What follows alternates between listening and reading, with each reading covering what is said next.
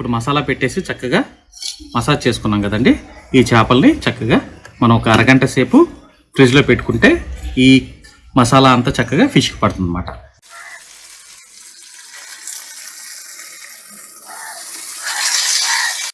ఈ అరిటాకు మెత్తబడాలంటే కొద్దిగా ఈ అరిటాకుని నిప్పుల మీద కాల్చుకోండి. ఇప్పుడు మనం గ్రేవీ ప్రిపేర్ చేసుకున్నాం కదా, ఈ గ్రేవీని దీని మీద ఈ విధంగా సెట్ చేసుకోండి. నేను ఈ విధంగా చక్కగా పీల్ చేసుకుని గ్రేవీతో తింటే అదిరిపోతుంది.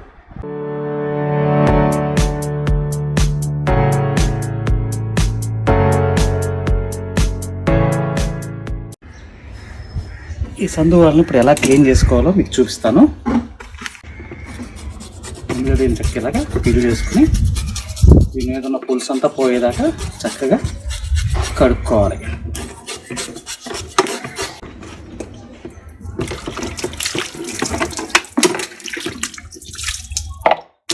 చేసుకున్న తర్వాత కత్తితో దీన్ని ఈ కత్తితో కట్ అవ్వట్లేదు,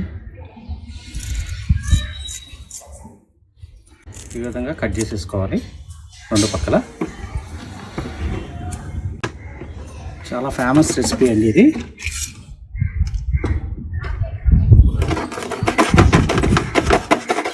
తోకను కూడా ఈ విధంగా కట్ చేసేసుకొని ఈ విధంగా కట్ చేసేసుకోవాలి. పొట్ట దగ్గర కూడా కట్ చేసి దాని లోపల ఉన్న వేస్ట్ అంతా లాగేసేయండి.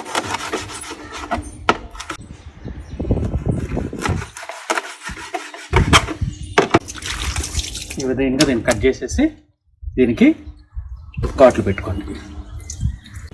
రెండు వైపులా పెట్టుకోవాలి అలా.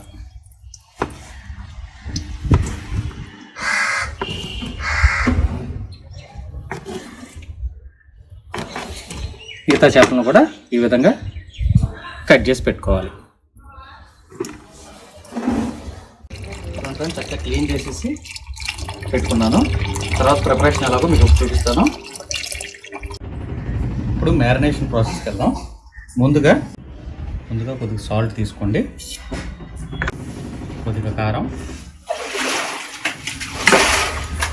కొద్దిగా పసుపు, కొద్దిగా మిరియాల పొడి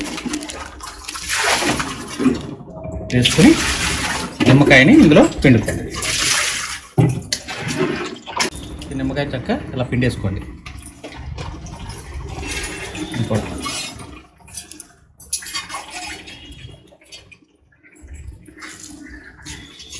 పిండేసుకున్న తర్వాత కొద్దిగా ఆయిల్ పోసుకోండి. ఇందులో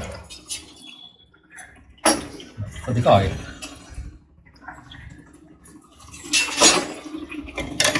వేసి ఈ మిశ్రమాన్ని చక్కగా కలుపుకోండి.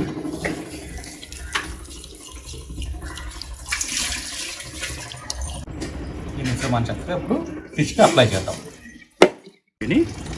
ఈ ఫిష్కి చక్కగా పట్టించండి.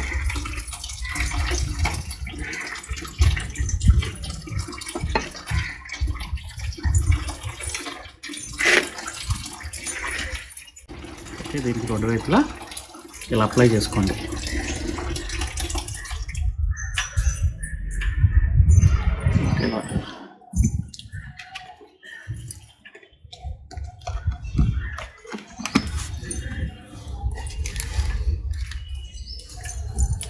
లోపలికల్లా చక్కగా గాల్లో కూడా వెళ్తుందా లేదో చెక్ చేసుకోండి.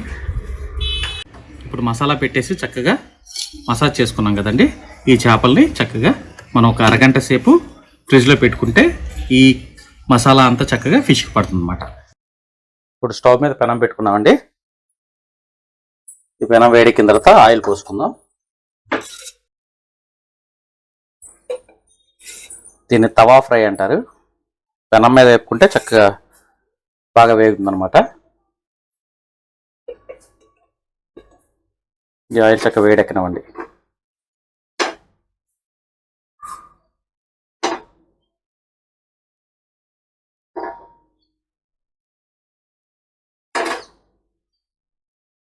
పెనం వేడెక్కింది కదా, ఇప్పుడు ఇది మ్యారినేషన్ చేసుకున్న ఫిష్ని వేపుకుందాం.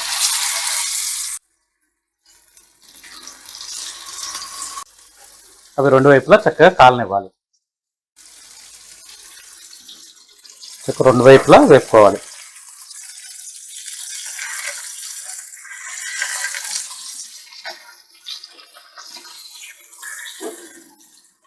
ఎంత చక్కగా కాలుతుందో.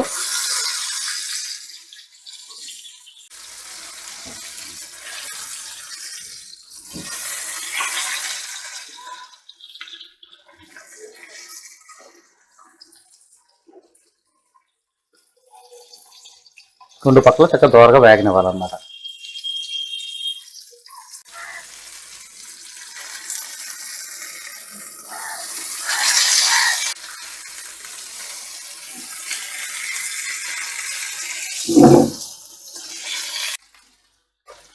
వేగిపోయినాయి కదండి, ఇవి తీసేసి పక్కన పెట్టేసుకుందాం.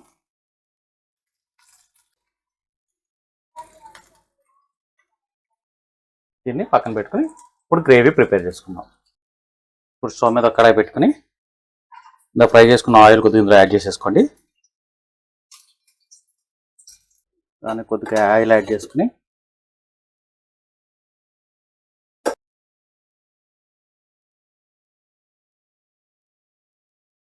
ఈ ఆయిల్ వేడెక్కనివ్వండి. ఆయిల్ వేడెక్కింది కదండి, ముందుగా మనం కట్ చేసి పెట్టుకున్న ఉల్లిపాయలు, టమాటాలు, పచ్చిమిరపకాయలు ఈ గ్రేవీని ఇందులో యాడ్ చేసుకోండి. ఈ ఉల్లిపాయలు, పచ్చిమిరపకాయలు, టమాటాలు చక్కగా వేగనివ్వాలి.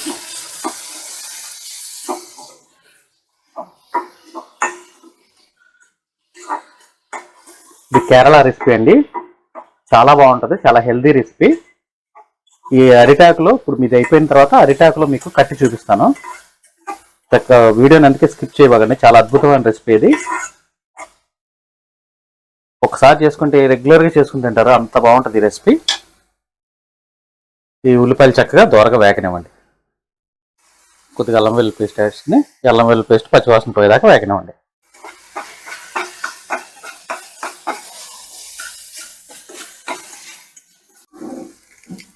కరివేపాకు వేసుకోండి.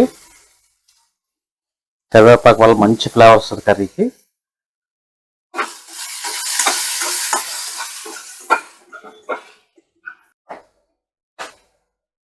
ఇప్పుడు ఇందులో కొద్దిగా పసుపు,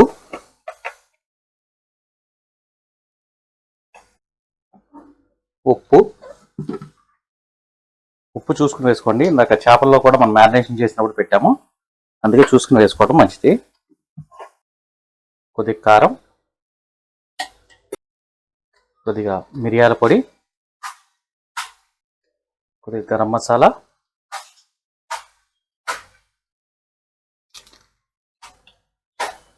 వేసుకుని ఒకసారి తిని మిశ్రమాన్ని బాగా కలుపుకోండి. ఒక 20 సెకండ్లు దీన్ని మగ్గనివ్వండి. ఇప్పుడు ఇందులో కొద్దిగా వాటర్ యాడ్ చేసుకోండి. ఈ వాటర్ అంతా దగ్గరికి అయ్యి ఆయిల్ పైకి తేలే వరకు కుక్ చేసుకోండి.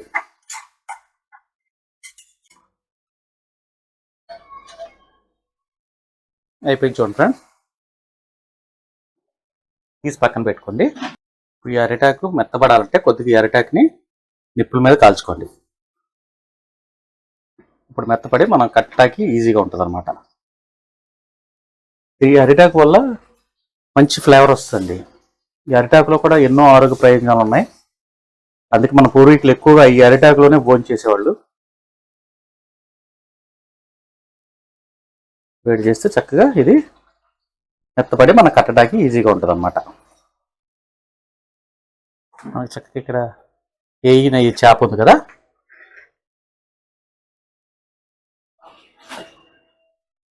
చక్కగా తీసుకుని ఈ అరిటాకులో పెట్టుకోండి. ఇప్పుడు మనం గ్రేవీ ప్రిపేర్ చేసుకున్నాం కదా, ఈ గ్రేవీని దీని మీద ఈ విధంగా సెట్ చేసుకోండి. రెండు వైపులా ఈ గ్రేవీని చక్కగా ఇలా రాచేసి దీని ఇంకో వైపు కూడా తిప్పి ఈ విధంగా మొత్తం దగ్గర ఉన్న గ్రేవీని దీని మీద సెట్ చేసుకోండి. ఇట్లాగా ఇలా వేసేసి దీన్ని చక్కగా ఫోల్డ్ చేసేసుకోండి.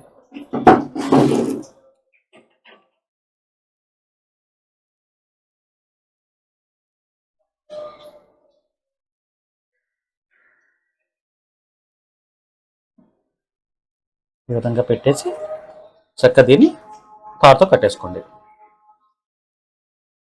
ఈ విధంగా వీటిని కట్టుకుని ఇప్పుడు నేను వీటిని వేపుతాను. చూడండి, ఇందాక వేపిన కడాయిని స్టవ్ మీద పెట్టుకుని ఇది వేడెక్కిన తర్వాత చక్కగా దీన్ని ఇలా ఈ విధంగా పెట్టేసుకోండి. దీన్ని చక్కగా వేగనివ్వాలి. రెండు వైపులా ఒక 10 నిమిషాలు వేగితే అద్భుతమైన అరోమా వస్తుంది. మంచి రుచి, మంచి హెల్దీ కూడా. మనకి అరిటాకు లేకటం వల్ల మంచి హెల్దీ కూడా ఉంటుంది అన్నమాట. ఫ్రెండ్స్, ఇది చక్కగా బాగా వేగిపోయినాయి.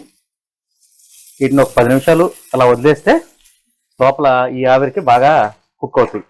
ఎందుకంటే అరిటాకు కూడా వేడి బాగా ఉంటుంది కదా, చక్కగా కుక్ అయిపోద్ది. స్టవ్ కట్టేసాను.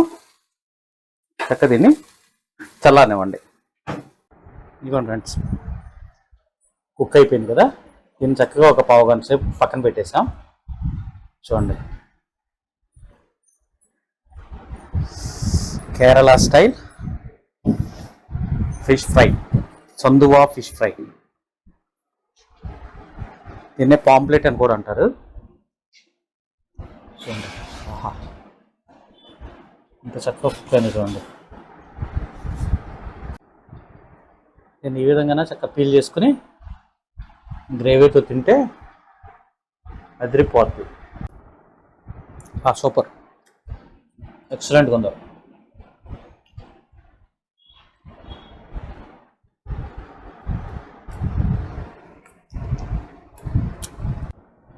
డైరెక్ట్గా మనం తినేయచ్చండి.